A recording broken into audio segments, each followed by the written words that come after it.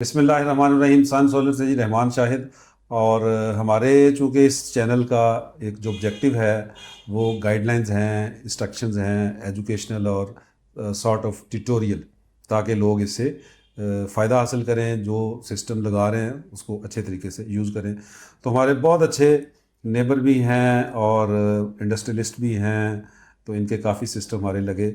लेकिन अभी तक उसमें जो कन्फ्यूजन, मैंने कहा जी हम कैमरे ऑन कर लें ताकि अमीर कादरी साहब से, कादरी स्टील एंड इंजीनियरिंग, तो थोड़ा सा अपना बता दें ज़रा बिजनेस भी, क्योंकि ये हमारे पाइनियर हैं माशाल्लाह पाकिस्तान में। थैंक यू जी। मेरा नाम मोहम्मद अमीर कादरी है जी, और कादरी ग्रुप ऑफ कंपनी से मेरा ताल्लुक़ है।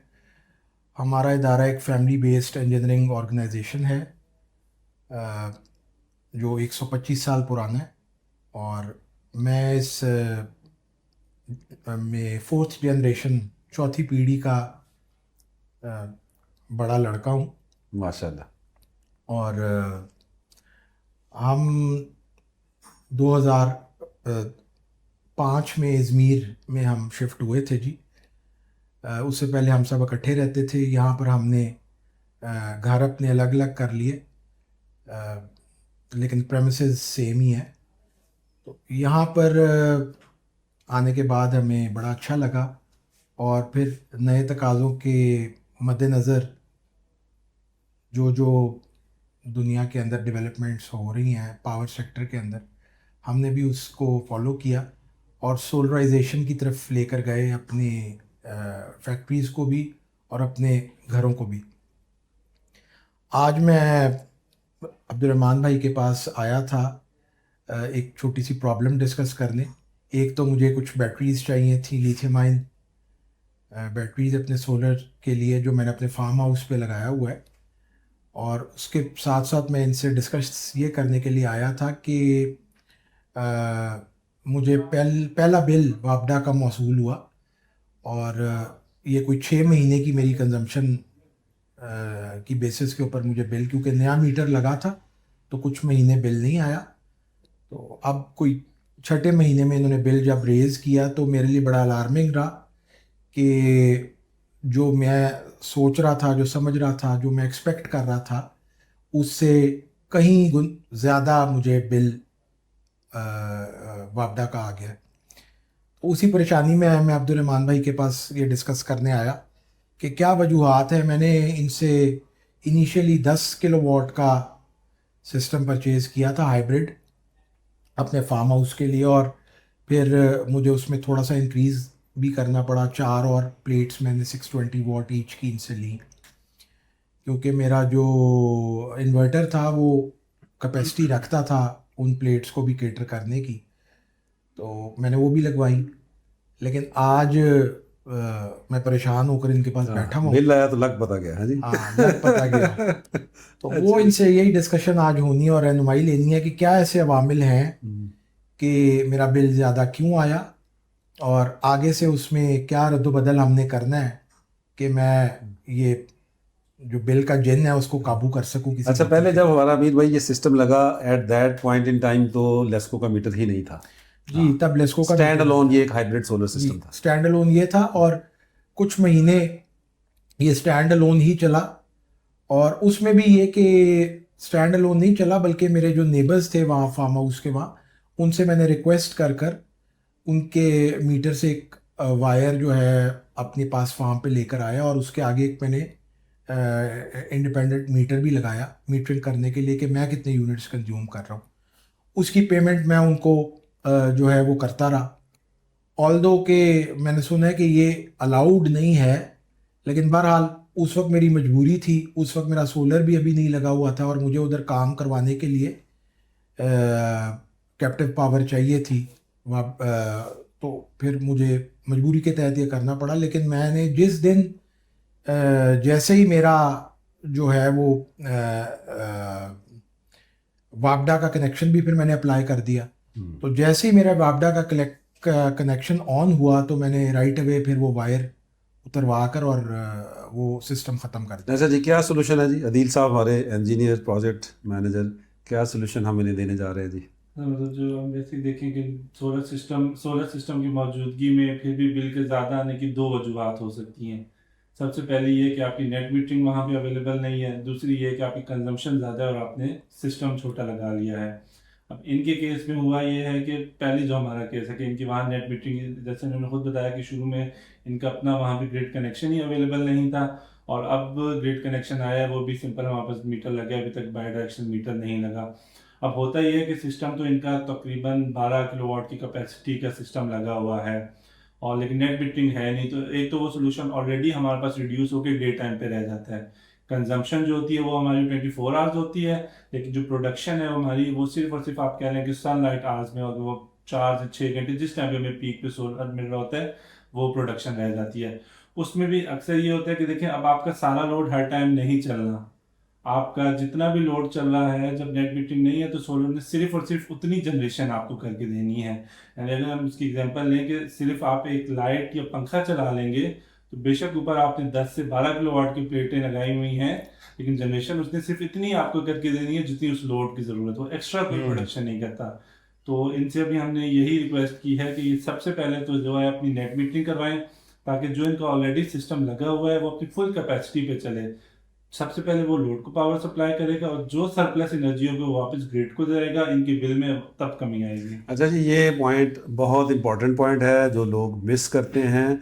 इसको अच्छी तरह से समझ लें कि आपका हाइब्रिड सिस्टम अगर नेट मीटरिंग नहीं हुई तो उस पे जो इन्होंने मिसाल दी कि एक पंखा एक लाइट चल रही है तो वो उतनी ही बिजली जनरेट कर रहा है, या उसके साथ बैटरियाँ लगी हुई हैं तो वो इतनी ही बिजली जनरेट कर रहा है जिससे बैटरियों को चार्ज कर दे या वो जो ऑपरेशनल लोड है उसको चलाए। अब 12 किलोवाट का सोलर पैनल लगने के बावजूद, चूंकि ये इनका फार्म हाउस है, ये कभी रात को जाएंगे, छुट्टी वाले दिन जाएंगे, तो डे टाइम पे कंजम्पशन ऑलरेडी कम है, ना होने के बराबर है, तो वो उतनी ही बिजली जनरेट कर रहा है जितनी उसके ऊपर लोड चल रहा है। बाकी जो आपका है वो वेस्ट पड़ा है। और सोलर ने सुबह 8 से नॉर्मली शाम 4 बजे तक प्रोडक्शन देनी है, बाकी 16 घंटे सोलर कुछ नहीं कर रहा, इसलिए बिल आएगा। अब नेट मीटरिंग अगर इनकी हो जाएगी तो हमारा ये 12 किलोवाट का सोलर सिस्टम कुछ 1400-1500 यूनिट प्रोड्यूस कर देगा महीने के। बिल्कुल ऐसे ही है, ऑन एवरेज अगर हम देखें तो ये 1400 यूनिट्स जनरेट कर देगा इनको मंथली। गर्मियों में ये प्रोडक्शन की 1700-1800 पे भी चली जाएगी, सर्दियों में ये ड्रॉप होके 800-900 पे आ जाती है, depending on the weather. On average कोई On average 1400। 1400। अच्छा, ऑन एवरेज अगर 1400 ये 12 किलोवाट का सोलर सिस्टम प्रोड्यूस करता है, हम इसको 50 रुपए का यूनिट होगा या कमोबेश है, तकरीबन 60 रुपए आप लगा लें। हाँ, चलो 50 रुपए का भी लगाएं तो 1400 यूनिट 70,000 रुपए की बिजली दे रहा है। अब ये, लेकिन ये बिजली का बेनिफिट मिलना है नेट मीटरिंग के साथ, नेट मीटरिंग के बगैर ये बेनिफिट नहीं मिलना। अच्छा जी, अब दूसरा मसला जो है वो है, जो आपने सवाल पहले किए वो सारे ज़रा रिपीट करें। नेट मीटरिंग होने से क्या फ़ायदा हो गया वो तो हमने बता दिया। अब बैटरीज़ की बात है जी, बैटरीज़ के हवाले से मैं इनके पास आया था कि मैं अब, पहले मेरे पास कन्वेंशनल लेड एसिड बैटरीज़ मैंने लगाई हुई हैं, और वो तकरीबन उनको 1 साल तकरीबन हो गया है, और अब आके वो बार बार अपनी चार्जिंग भी छोड़ रही हैं, और उनका पानी भी टॉप अप करते रहते हैं हम, लेकिन उसके बावजूद वो प्रॉपरली चार्ज भी नहीं हो रही। तो आई गेस कि उनका जो लाइफ है वो यही बताया गया था कि लेड एसिड 1.5 साल ही चलती है। अच्छा जी, ज़्यादा चल जाती हैं। मेरी एक और वीडियो है, उसका लिंक भी हम शेयर कर देते हैं कि मेरे ऑफिस में यही पानी वाली बैटरियाँ पिछले 7 साल से चल रही हैं, लेकिन चूंकि ऑफिस में या घर में तो हम उसकी मेंटेनेंस हमारी नज़रों के सामने होती है, हम कर सकते हैं। अब फार्म हाउस है, मुलाजमीन उस तरह से टेक केयर नहीं करेंगे, तो वहाँ हमें मेंटेनेंस फ्री बैटरियों की तरफ जाना है, लिथियम बैटरी। ऐसी कोई भी जगह बिजनेस प्रेमिसेस है या कोई ऐसा फार्म हाउस है, कोई और जगह है, तो आप उसको वो बैटरियाँ लगाएं लिथियम की। मेंटेनेंस नहीं होगी, वो अपना, उसके साइकिल्स हैं 6000 साइकिल्स हैं, कोई 5 साल वारंटी के साथ हैं, कुछ 7 साल वारंटी के साथ हैं, पॉइलन टैक है वो 10 साल वारंटी के साथ आ रही है। तो वो बैटरियाँ आप एक दफ़ा लगाएं और बस भूल जाएं। अच्छा, इन बैटरीज़ का एक ये भी मुझे बताइएगा कि मेरे पास जो इस वक्त कन्वेंशनल बैटरीज लगी हुई हैं वो मैंने इनक्लोज एक कैबिनेट के अंदर इनक्लोज की हुई हैं, यानी मेरा जो फार्म हाउस का किचन है उसकी एक कैबिनेट के अंदर मैंने वो अंदर रखी हुई हैं। और कैबिनेट बहरहाल हम ज़रूरत पड़ने पर जब हमें लग रहा हो टेम्परेचर ज़्यादा है तो कैबिनेट का सामने से गेट ज़रूर खोल देते हैं। बट ये मुझे बताएं कि स्टोरेज के हवाले से इसके अंदर क्या एहतियात हमने। उसमें भी वेंटिलेटेड होनी चाहिए। जो वीडियो मैं अपने ऑफिस की कह रहा हूँ वो आप देख लें, उसमें हमने लूवर्स बनाए हुए हैं, और यानी फटियां लगा के एक फटी इस साइज की लगी हुई है, फिर इतनी ही स्पेस खाली है, फिर दूसरी, यानी उसको वेंटिलेटेड रखा, हमने डिज़ाइन बना दिया ताकि वो एक आपका कैबिनेट का डिज़ाइन भी बन जाए, और प्लस उसकी जो वेंटिलेशन, क्योंकि उसमें वेपर्स वैसे ही है दिल साहब, वो हर वक्त क्योंकि जितने भी हमारी इलेक्ट्रिकल इक्विपमेंट है इसका टेम्परेचर हमने हमेशा मेंटेन रखते हैं, क्योंकि जितना ज़्यादा टेम्परेचर सराउंडिंग का हाई होगा उसकी वजह से हमारा इक्विपमेंट भी गर्म होगा, उसकी एफिशिएंसी कम से कम होती जाएगी, उसकी लॉन्ग टर्म में लाइफ कम हो जाती है। तो आइडियली ये 25 डिग्री सेंटीग्रेड पे काम करने वाली अप टू 50-55 डिग्री ये काम करती है डेटा शीट के मुताबिक। तो हमेशा हमने इसको ऐसी जगह पे रखना है जहाँ एयर क्रॉसिंग की प्रॉपर जगह हो, वेंटिलेशन सिस्टम आपका अच्छा हो, उससे आपकी ये कि इक्विपमेंट की लाइफ भी प्रोलॉन्ग हो जाती है, प्लस आपकी उस तरह जब आपने उसका किचन कैबिनेट का वो बंद कर दिया दरवाज़ा, तो डेफिनेटली अंदर तो उसकी अपनी ह्यूमिडिटी है, अपने वेपर्स हैं, टेम्परेचर राइज हो जाएगा, इस वजह से भी उसकी लाइफ। और ये जो लिथियम आयन है इसमें भी टेम्परेचर का ख्याल रखना होता है। हाँ, इसमें क्रॉस तो वेंटिलेशन और ये वो हाँ चीज़ें। ऐसी, यानी प्रॉपर ऐसी जगह पे लगे जहाँ थोड़ा सा टेम्परेचर उस बिल्डिंग में डाउन है, प्लस अगर किसी जगह पे ज़्यादा भी होता है तो हमने कई जगह पे फिर पंखे लगा दिए, एक वो पंखे 50 वाट का एक वो ब्रैकेट फैन लगा देते हैं, बिल्कुल। वो पंखा वहाँ पे। टेम्परेचर का देखना अपने हर इक्विपमेंट में ख्याल रखना है कि जो उसके सराउंडिंग का टेम्परेचर है और इक्विपमेंट का अपना ऑपरेटिंग टेम्परेचर वो बहुत ज़्यादा हाई ना हो। और किचन में तो बिल्कुल नहीं लगानी, आप ये लिथियम बैटरी आपने किचन में नहीं लगानी, ठीक है। क्योंकि वहाँ तो बेशक फार्म हाउस है, कभी ना कभी तो वहाँ कुकिंग होनी है। अच्छा, उसका फिर वो जो फ्यूम्स हैं उसके जो ऑयल के, वो डेफिनेटली जब भी कोई चीज़ फ्राई होगी पकेगी वो उड़ेंगे, वो इसकी लाइफ को इफेक्ट करेंगे। जी ठीक है, उसको देख लेते हैं जी, क्योंकि इसके अंदर थोड़ा सा सेफ्टी सिक्योरिटी का भी ख्याल रखना होता है कि इतना हम इसको बिल्कुल ही आउटडोर भी नहीं रख सकते कि ज़ाहिरी बात है खुला एरिया है और वो सारा, ऑल्दो के उधर सारे लोग स्टाफ मौजूद होता है, तो इसका बिल्कुल हाँ ठीक नहीं, है। आपके तो वो चूंकि मैं वहाँ गया हूँ ना, तो आपका जो किचन के साथ वो सारा सिटिंग एरिया है, वहाँ पर कहीं वो पर जगह बनती है कि किचन से हम एक इसकी केबल ला के, इन्वर्टर जो है वो कहाँ लगा हुआ है?